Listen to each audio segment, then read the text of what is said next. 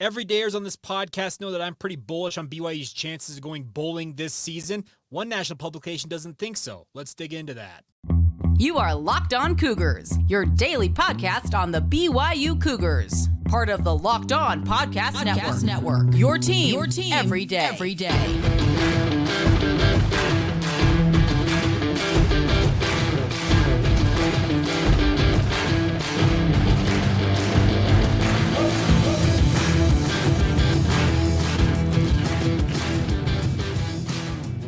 What's up, everybody? I'm Jake Hatch, your host here on Locked On Cougars, your resident BYU insider. Thank you for making Locked On Cougars your first listen of the day. Thank you to all of you, the thousands of you who are everydayers with us here on the podcast. Appreciate all of your guys' patronage. Today's show, our title sponsors are friends over at Bird Dogs. Go to birddogs.com/LockedOnCollege, and they will throw in a free custom Bird Dogs Yeti-style tumbler with every order. We'll tell you a little bit more about them as today's show progresses, but let's dive right in. I thought an interesting article came out on CBS Sports.com via one of their writers, Shihan Jayaraja, if I can get his name out of my mouth. He's actually a guy that we've had on my radio station a fair amount of times, but he went through and took on a pretty big task. He's projecting the over-under win totals and what he thinks is going to happen for the entirety of the Big 12 Conference. Now, that's no easy undertaking. Obviously, you have 14 teams, and they're all going to be going head-to-head in certain circumstances against one another. So you're looking at over-unders, and that's what kind of the premise of what his article was about. They had over-under win totals for each one of these teams. For example, Baylor was an over-under of 6.5 wins. UCF, 7 wins. Cincinnati, 5.5 wins. BYU, similar to some of their new conference mates coming into the conference, like Cincinnati, was projected in this article with 5.5 wins, the over-under total. Obviously, if you're betting parlance, you either have to take BYU winning 6 or you think they win 5 or less. And Shihan Jayaraja thinks that BYU is going to end up with just 4 wins on the season. Now, those of you, as I mentioned, who are longtime listeners, everydayers with us here on the podcast, know that I am bullish on BYU's chances of getting to bowl eligibility, getting to 6 wins. And I believe getting to 6 wins would be a pretty major accomplishment, all things considered, year one in the Big 12. Has BYU upgraded their talent via the transfer portal to a large degree? Yes, they have. They've jettisoned a lot of the superfluous bodies that were kind of jamming up the roster, and they've kind of gotten some of those guys out of the program and brought in a lot of new talent and have made way for what will hopefully be a better team in 2023. But according to Jayaraja, he thinks that BYU ends up with just 4 wins on the season.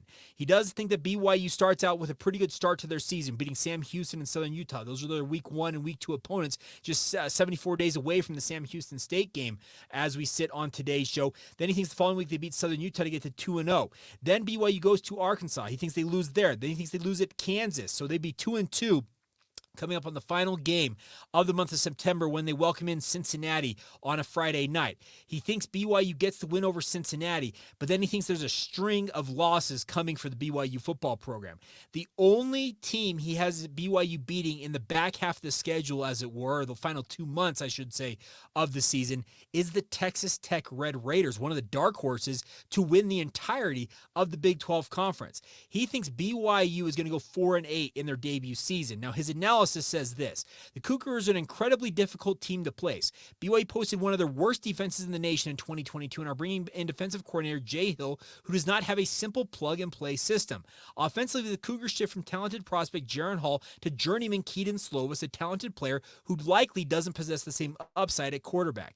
BYU coach Kalani Sitake has done a sensational job in Provo, Utah, and the home field advantage is one of the best in the new Big 12. With a fearsome home slate, will it matter? That's his analysis, and he thinks that the pick is to go under the 5.5 wins. I can see where Shahan is coming from, because obviously BYU's defense, they were horrendous during the 2022 season, but I think that the bodies they have brought in via the transfer portal, think of Jackson Cravens, Isaiah Banyol on the defensive line alone. You add a guy like AJ Vongpachon at linebacker, who is a very, very good player for Utah State, should bolster the middle of BYU's defense, the spine, as it were. And then at corner, you've brought in 2 corners from Weber State, one of them in Eddie Heckard, who is an All-American and a fringe NFL draft prospect, as well as Camden Garrett, who have got the most familiarity familiarity of almost anybody in this defense, you got to think that BYU is going to at least be better on defense just simply due to the influx of talent on that side of the football. Now, as he mentioned, he thinks that BYU shifts from talented prospect Jaron Hall to journeyman Keaton Slovis, a talented player who does not possess the same upside at quarterback. The outside perception is just that. They do not think that Keaton Slovis has the goods to deliver like a Zach Wilson, like a Jaron Hall for the BYU football program. And I'm fine with that outside perception of Keaton Slovis because I think it's well-founded considering the high watermark of his career came early on during his time at USC. But as he said on this very podcast, and he said to multiple people since then, Aaron Roderick is the first offensive coordinator that he actually committed to that he will finally play for. I can tell you this, there is a feeling within the BYU football staff that Keaton Slovis is going to have a resurgent season. He's going to be a guy that BYU can rely on at the quarterback position. We talked recently about Jim Nagy from the Senior Bowl saying that Keaton Slovis was an NFL quarterback last year. Had he decided to come out after his lone season at Pitt, he would have been drafted, according to Jim Nagy, and Jim Nagy is evaluating NFL draft talent to bring down to the Senior Bowl. It's considered kind of the combine before the combine, as it were. So there is a lot going for BYU, but the outside perception, where Shehan Jayaraja is based in Texas, might not necessarily show up as readily for a guy like that as he's doing his research on this. Now, I can see where he has BYU going 4-8, and he says that their home field advantage should give them some opportunities to bring some wins on teams. He has the 4 wins he does have are all home wins for BYU over Houston, Southern Utah, Cincinnati, and Texas Tech. You can't tell me, though, that West Virginia could be in full freefall mode by the time BYU shows up there in early November. Does Neil Brown still have a job at that point? I think BYU could go in there and get a win there. I think Oklahoma State, depending on how Mike Gundy goes about sabotaging himself at some points, could be an interesting one. Kansas, yes, they're a very good team, but can you surprise them early on in the Big 12 schedule? I look at this schedule, I see multiple routes to 6 wins for BYU. So I respectfully disagree with Shehan Jayaraja. I don't think BYU is going 4-8. I can see why he and others on the outside, from their perspective, would see BYU doing that. And maybe I'm getting all sunshine and rainbows blown at me by BYU's coaching staff when they feed me some intel on these guys. But at the same time, these are the same people who told me, keep an eye on Jaron Hall. He's just as good as Zach Wilson and can lead us to the same type of production if he stays healthy. Now, Jaron did not stay healthy his entire time at BYU, but he is in the NFL now. Zach Wilson, they said multiple times, hey, watch out for Zach. He has got the goods to be one of the great quarterbacks. We had the famous quote from Dylan Collie after that famous Idaho Potato Bowl. He thought that Zach Wilson would go down as one of the all-timers in BYU football history, and led them to that pretty magical season during 2020. So they've had a good run of quarterbacks, and they're staking their reputation, speaking most notably of a guy like Aaron Roderick and Fesi Sitake to a degree, as well as Kalani Sitake as the head man in charge. They're staking a lot of their pedigree on a guy like Keaton Slovis.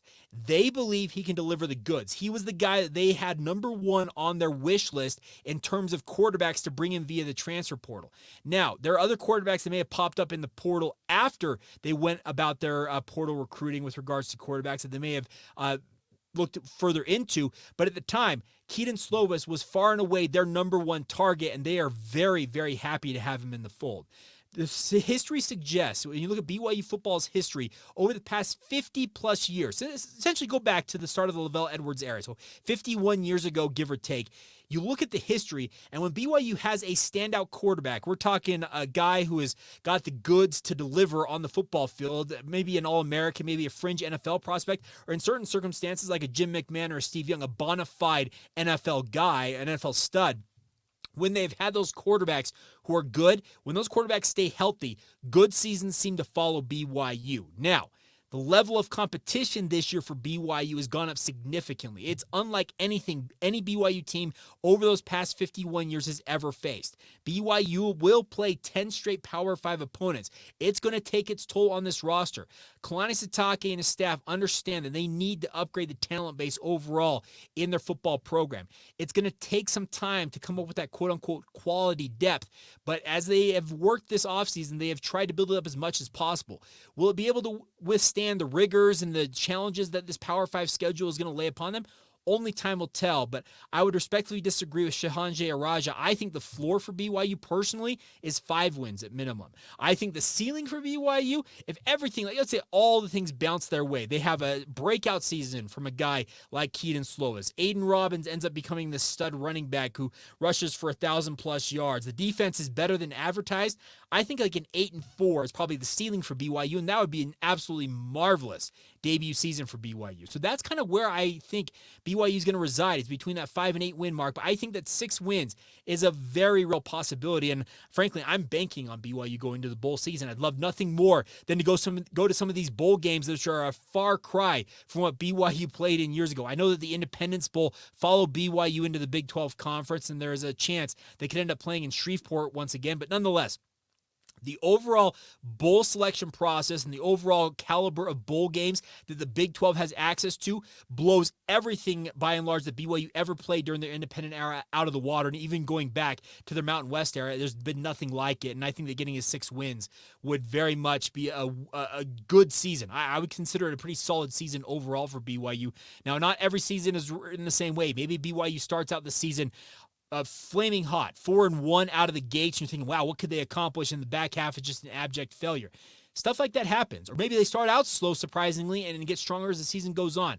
No season is written or scripted or plays out the same way as any other one. They're all independent of one another, and I'm interested to see what happens. But I still believe that 6-6, that's kind of the benchmark for success from my perspective. I welcome your guys' thoughts on this. I've solicited them in the past, and if you guys have thoughts on what you think it's going to take for BYU players to get to that win level, I'd love nothing more than to hear your insights on that. And we'll probably use them for a future edition of the podcast talking about it. But take it for what it's worth. CBS Sports thinks that BYU is going to sink a little bit more than they're going to swim year 1 in the Big 12. All right, coming up here in just a minute, we're going to flip over and talk a little bit about BYU recruiting. Big name prospect visited BYU over the weekend and had some very positive things to say about the Cougars. We'll talk about that here momentarily. First, a word on our friends over at Bird Dogs. Bird Dogs stretch khaki shorts are designed to fit slimmer through the thigh and your leg, giving you a truly sculpted look. I can attest this because they sent me 2 pairs of my own. The best part is they are designed to make you look good. Who doesn't want to look good when they're walking around? Bird Dogs, that's their goal. They do the exact same thing as a Lululemon, but fit way better. But more importantly, they fit way better than regular shorts that are made of a stiff, restricting cotton. They have fixed that issue by inventing what they call cloud knit fabric that looks just like khaki, but stretches so you can get a way slimmer fit without having to sacrifice all the movement that you desire. Bird Dogs uses anti-stink, sweat-wicking fabric that keeps you cool and dry all day long as well. And the best part is you can get a free gift with every one of your orders. So go to birddogs.com for a free Yeti-style tumbler with your order. Once again, go to birddogs.com/lockedoncollege to get that free Yeti-style tumbler. You won't want to take your Bird Dogs off. We promise you. Thank you once again for making Locked On Cougars your first listen of the day. Thank you for being everydayers with us here on the podcast. Coming up on tomorrow's show, it's a big weekend ahead for BYU on the recruiting front. We're going to welcome in Brian Smith, our recruiting analyst and expert for the Locked On Podcast Network, to talk about guys like Reiner Swanson, who recently committed, or get his thoughts on that commitment, as well as guys who are slated to visit this weekend. Faletau Satuwala, Davis Andrews, the guys who are coming in. This will be, I think, it's the final weekend you can have official visits during the summer period, and BYU will be looking to take full advantage of that and have a pretty strong visiting class, and we'll talk more about that on tomorrow's podcast. All right. Big tip of the cap, by the way, 24/7 Sports, Jeff Hansen and the crew over there. Ikinasio Tupou visited BYU over this past weekend, and he's a fairly high-level prospect out of the Palo Alto area. Of course, that's Stanford territory. But what I love about a guy like this is Tupou has got all the size to be a great offensive lineman. Listed at 6'6", a svelte, 287 pounds. And you watch his film, and he moves very, very well for a guy that tall as an offensive lineman. He projects as an offensive tackle at the next level, and he's got a number of high-level offers. He has visited BYU, he visited BYU this past weekend, but he's already visited other universities like Arizona, Utah, and then he's expected to visit Washington this week. What I loved about the reports coming out of his visit to BYU is that Jeff Hansen wrote about this, saying that Ikinasio Tupou, it sounds like to me, he was coming to BYU more out of, respect for his uncle, as I found out. That was Sione Puha, who's BYU's defensive tackles coach, is Isaiah Tupou's uncle. as he acknowledges, but he said that BYU made a big impression on this young man. He says, quote, honestly, BYU's entered the top list that I had, Tupou told Cougars Sports Insider. I had a great time there getting to know the staff as well as the team. I was lucky enough to spend more time than usual with everyone because I was the only visitor this past weekend. I also had family on the team as well as on the coaching staff. My uncle, Coach Sione Pua, coaches the D-line, and head coach Kalani Sitake is also a close family member who is an uncle to me. That's a positive sign, folks, because like I said, Tupou didn't necessarily have BYU on his list, I guess the short list, if you take him at his word, going into that visit. I talked about this on the Monday edition of the podcast. BYU needs to take full advantage of their abilities as a Power 5 program to go out and sell themselves to athletes of this caliber. You can do no worse than to go out and toss your hat into the ring and see what happens. There were years past, and I understand why they did it. BYU, frankly, would just not recruit certain guys. Now, when the circumstance with a guy like Harrison Taggart, which the Deseret News did a great piece on him over the weekend, where he said that BYU just, frankly, ignored him in the recruiting process, that can't happen. You at least need to make some inquiry or make some contact with the young man to gauge their interest before you decide wholesale that you're not going to recruit the kid. That's an issue in and of itself. But if the early returns, like the feedback you're getting back from the athlete themselves, the family, his high school coach, etc., is just not favorable, I can understand in the past why BYU would have said, you know what, thanks, but no thanks. We're going to move on and see what else we can find. Now, the entire thing has changed. I think Ikinasio Tupou is one of those guys, and I don't have any way of quantifying this, and maybe if I can get him on the podcast, we can ask him this, that in years past probably just simply ignores BYU. He's looking to play at a higher level of football. He wants to play Power 5 football, and BYU, as much as they tried to sell it as such, they were just simply not a Power 5 program. That has changed. A week from Saturday, BYU will officially, it's all signed, sealed, and delivered. They'll have that rubber stamp. They are a Power 5 football program. The nice part is in the recruiting sphere, BYU's already been operating as that. They've used the transfer portal to great effect this past offseason. They're throwing their hat into more and more races for high-level prospects than they ever had before. And in this case, Ikinasio Tupou is a high-level 3-star prospect per 24/7 Sports. The composite rating has him rated slightly lower than what they have him rated for the overall ranking on 24/7 Sports, but this is a kid who I think would be a phenomenal guy for BYU to land. The best part is BYU right now is on a phenomenal run of offensive tackles. Think about it.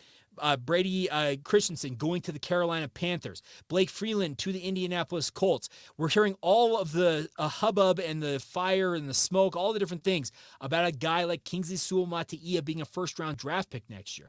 There's no better way to sell a kid on his future and sell him on your program than to show guys, 3 of which I've just mentioned, that play his potential position in your program and say, all 3 of those guys are or will be in the NFL this time next year.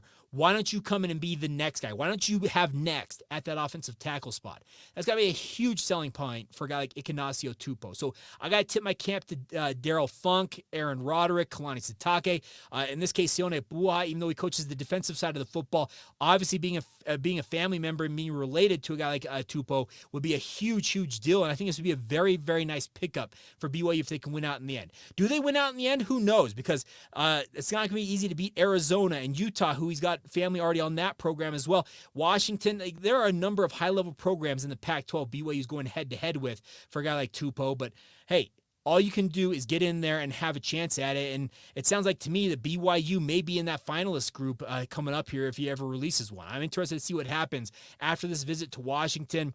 In the 24/7 Sports article on Cougars Sports Insider, he is nearing the end of his decision-making process, so the timing for BYU to get into the thick of the conversation couldn't be better. But, of course, you got to continue to sell this. But the one thing I've liked about BYU's staff, especially on the offensive side of the football with guys like Aaron Roderick, is they are relentless in recruiting. They don't give up. They get after it. And it's a thankless job in so many ways because you put in so many hours in so many circumstances for so little return. But when it does pay off, it can be a big difference for the BYU football program. And a guy like Ikinasio Tupou would be a monster get for the BYU Cougars. All right, coming up here in just a minute, we'll continue our look back at all 155 games that BYU has played in their independent era. We have made it out of the slog and the muck and the filth that was the 2017 season. We now look ahead to a brighter future in 2018. We'll talk about that coming up in just a moment. First, a word on our friends over at Perry Homes. Whether you're looking for your first home, you're ready to get to your dream home,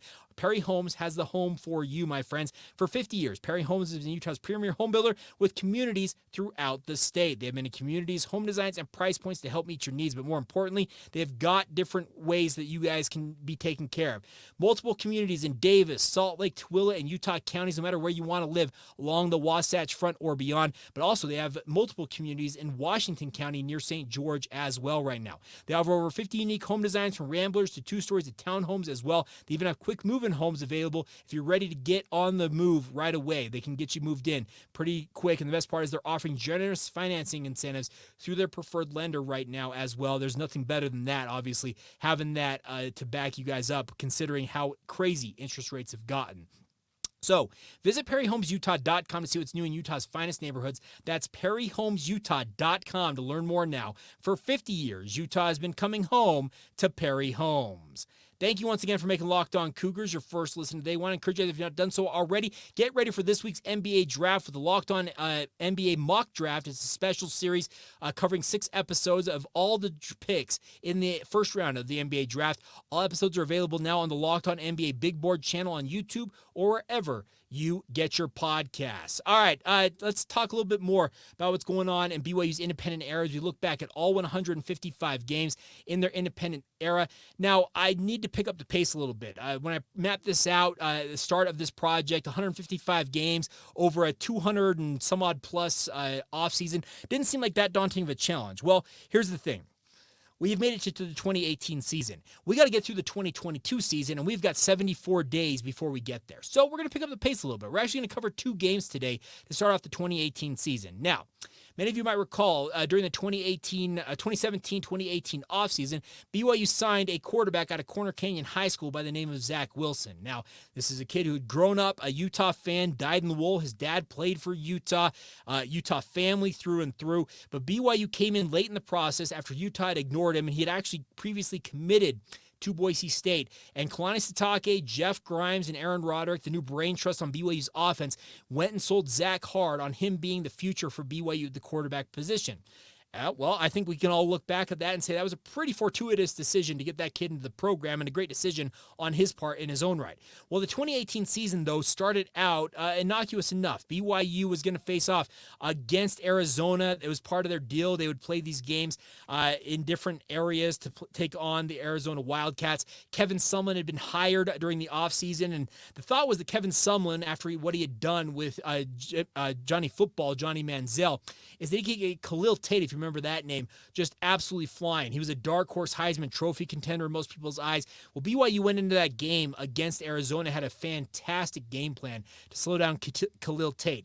Ended up with 17 of 34 for 197 yards. Never really started torching BYU all that much in this game. His rushing ability really was neutered by BYU, just 8 carries for 14 yards. Tanner Mangum was solid, coming off an Achilles tear at the midway point, or actually past the midway point of the 2017 season. He'd healed up, started for BYU under center once again after winning the job in fall camp over guys like Zach Wilson.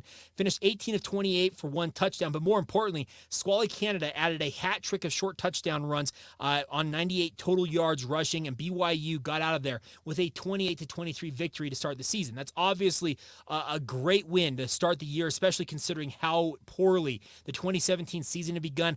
I remember thinking about this game. I'm like, okay, I don't know necessarily what to think of BYU. They should be a better team than they were during the 2017 season, but I couldn't guarantee anything. And BYU got that win. It was a road win, and I was like, okay, maybe BYU's got a little more juice. Maybe they learned their lesson from the 2017 season. Well, as we would come to find out over the first couple of years under Jeff Grimes and Aaron Roderick's tutelage for BYU's offense, it was never going to go completely smoothly. And the following week, that was I think the first lesson of that when BYU welcomed Cal to Lavelle Edwards Stadium. Now, we talked about Cal a couple of weeks ago when we wrapped up the 2016 season when BYU went out to Cal and won that game and denied them getting to bowl eligibility. Well, the Bears got a little bit of a revenge factor going into this game. Chase Garbers was the starting quarterback for the Bears in this game. Justin Wilcox, if I'm not mistaken, was his first season in charge of the Cal Golden Bears, maybe his second season, but nonetheless, Chase Garbers gets the start, 2 touchdowns in the win as Cal edged BYU 21-18. BYU kind of tried to follow the same formula it felt like that they had done against Arizona, albeit without a guy like Khalil Tate in the lineup, but BYU just offense got stuck in neutral so many times during this game. Mangum finished 22 of 41 for 196 yards, 1 touchdown, but 2 very critical interceptions in this game. Squally Canada, a week after having those 3 touchdowns and nearly 100 yards, was held to just 49 total yards in this game. It wasn't going the way that BYU envisioned it 2 weeks into the season. Now, BYU was stymied to the tune of 91 yards total rushing, and that would be a big part of BYU's success over the next couple of seasons. When they ran the ball effectively, typically BYU was going to go out and win football games. When they did not, that's when they struggled. So the formula held true, but we just didn't know it at that time. Now, Diane Gonwoloku, or Diane Lake at the time, had a very, very nice performance in this game. 2 fumble recoveries to keep BYU in this game. It kind of was the early years of guys like him and Kai Nakua being these standout players for BYU in their defensive secondary, but unfortunately, BYU off to a 1-1 start, and there were so many questions after BYU lost to Cal, and the way the offense just looked like it was just mired in quagmire, it was just kind of stuck in quagmire, I should say. Well, they were going to face off against number 5 Wisconsin the following week, and boy, do I have a story for you guys about that game and my coverage of it, and obviously we all know what happened in that game that we will get to on tomorrow's podcast. All right, so there you go. You are caught up on everything going on in BYU sports here on a Tuesday. If anything pops up between now and then, of course, we'll catch up on it tomorrow and beyond. But that's why we encourage you guys, every single one of you, please be everydayers with us here on the podcast. If you've not done so already, we are giving away that signed Jaron Hall football, as well as other BYU swag. Send us an email, lockedonbyu@gmail.com, with the email address to send that into. Show us video or photographic evidence that you've subscribed to channels, whether it's the regular podcast feeds on YouTube. Would encourage you, if you've not done so, to subscribe on YouTube, even if you want to listen to it on your regular podcast feed. But we'll give away that swag coming up later this summer, and would love nothing more than to have you guys in the running for that.